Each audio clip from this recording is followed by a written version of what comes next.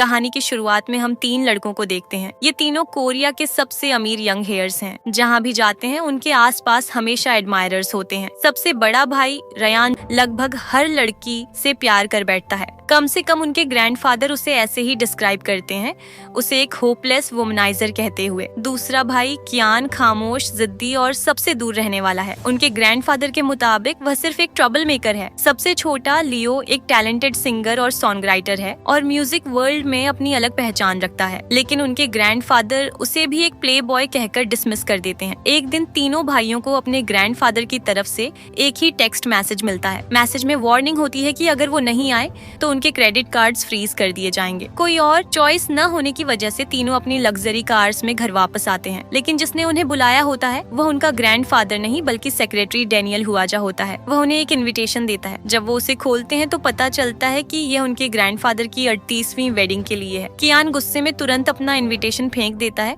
और कहता है कि वह नहीं आएगा। लियो मजाक करता है कि वह नेक्स्ट वेडिंग का वेट करेगा। सिर्फ रयान जियून एग्री करता है कि वह जाएगा और वह प्लान करता है कि अपने ग्रैंडफादर को एक अनफॉरगेटेबल गिफ्ट देगा। एक डांस हॉल में रयान जियून अपने दोस्तों से बेट लगाता है कि जो पहली लड़की दरवाजे से अंदर आएगी वह उसे अपनी डेट बनाकर वेडिंग में ले जाएगा। कुछ देर बाद एक लड़की रेनकोट पहनकर अंदर आती है और पूछती है कि किस कस्टमर ने पिज्जा ऑर्डर किया था। रूम में सब लोग हंसने लगते हैं। वह पिज्जा डिलीवर करती है, लेकिन कस्टमर जानबूझकर उसे परेशान करता है। वह कहते हैं कि सिर्फ सबसे प्रेटी लड़की ही डिलीवरी करे और डिलीवरी फीस देने से भी मना कर देते हैं। रयान जियून मदद के लिए आगे बढ़ने वाला होता है, लेकिन उससे पहले ही लड़की खुद सिचुएशन हैंडल कर लेती है। आखिर में कस्टमर उससे माफी मांग लेता है। रयान जियून ये सब देखकर इम्प्रेस हो जाता है। उस लड़की का नाम आयरा होता है। उसकी माँ उसके बचपन में ही गुजर गई थी और बाद में उसके पिता ने दूसरी शादी कर ली। अब वह अपनी स्टेप मदर और स्टेप सिस्टर युआ के साथ रहती है, जो उसके साथ बुरा बर्ताव करते हैं। वह घर का सारा काम करती है और बालकनी में सोती है। इतनी मुश्किलों के बावजूद वह कभी कंप्लेन नहीं करती। उसका एडमिशन उस यूनिवर्सिटी में हो जाता है जिसका वह सपना देखती थी। 4 मिलियन ट्यूशन फीस जमा करने के लिए पार्ट टाइम जॉब्स करती है।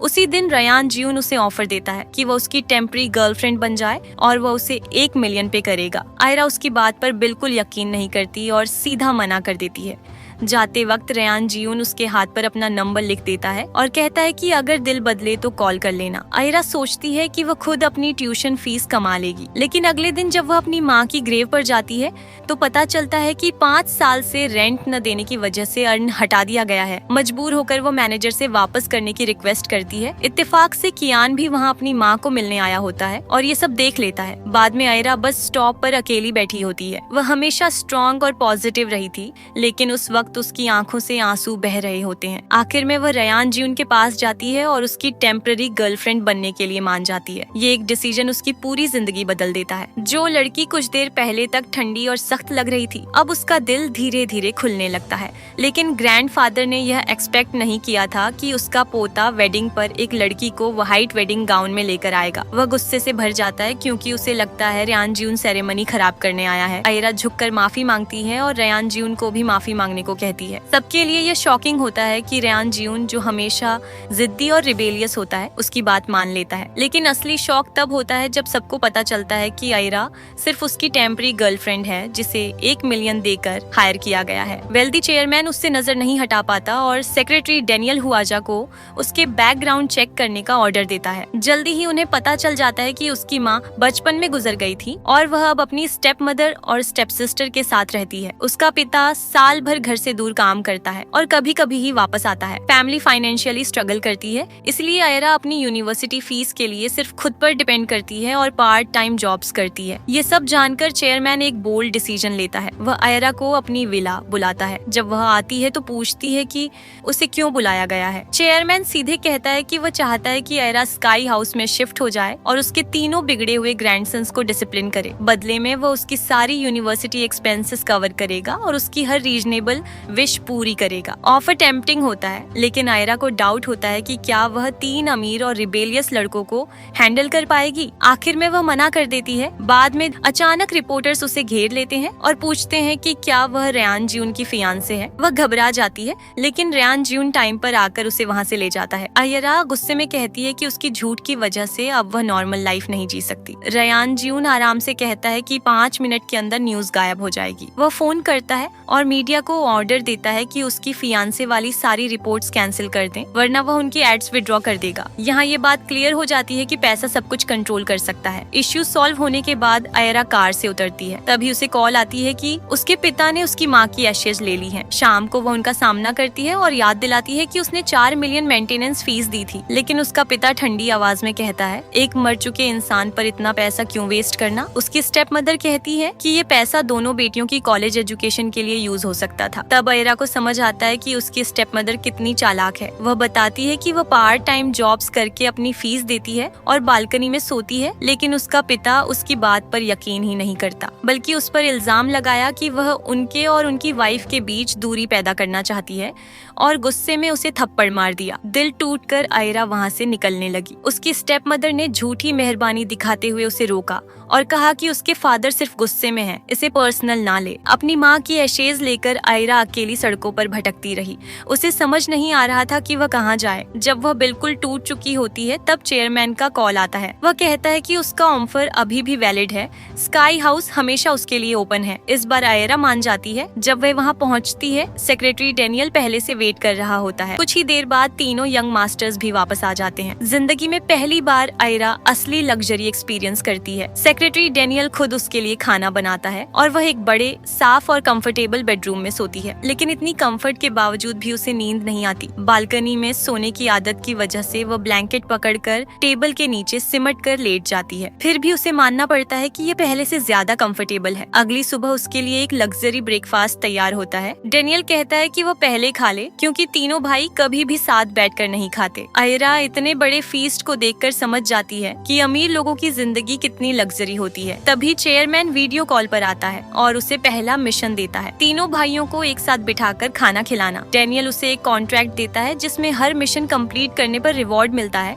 और अगर फेल हो जाए तो उसे तुरंत स्काई हाउस छोड़ना होगा। सबसे इम्पोर्टेंट रूल ये होता है कि कोई रोमांटिक रिलेशनशिप अलाउड नहीं है। शुरू में आयरा को लगता है कि ये आसान होगा, लेकिन जल्दी ही उसे समझ आता है कि ये काम इतना सिंपल नहीं है। इसी दौरान डेनियल आयरा का सामान लेने उसके पुराने घर जाता है। जब उसकी स्टेप मदर को पता चलता है कि स्काई हाउस का सेक्रेटरी आया है तो वह हैरान रह जाती है। वह फेक स्माइल देती है, लेकिन डेनियल को वह बिल्कुल पसंद नहीं आती। जब वह सामान लेकर जा रहा होता है, स्टेप मदर अपनी बेटी नीना को बुलाकर कहती है कि वह डेनियल से बात करे। नीना मासूम और स्वीट बनने की एक्टिंग करती है, लेकिन डेनियल उसे इग्नोर कर देता है। वापस आते वक्त डेनियल को एक अर्जेंट कॉल आता है और वह सामान सड़क के पास रखकर चला जाता है। बदकिस्मती से वह सामान पानी में गिर जाता है। जब आयरा यह देखती है तो वह घबराकर पानी में कूद जाती है और अपना सामान निकालने लगती है। इसी वक्त रयान और लियो उसे देख लेते हैं। उन्हें समझ नहीं आता कि वह कचरा जैसा सामान क्यों उठा रही है। आयरा कहती है कि ये उसके लिए ट्रेजर है। तभी कियान भी वहाँ आता है और उसके हाथ में व्हाइट रोजेज का बुके होता है जो बह कर आया होता है। फूल देखकर उसे याद आता है कि आयरा अपनी माँ के लिए ऐसे ही फूल लाती थी। अगली सुबह आयरा अपना प्लान शुरू करती है। सबसे पहले वह रयान के रूम में जाती है और उसे डरा कर मना लेती है।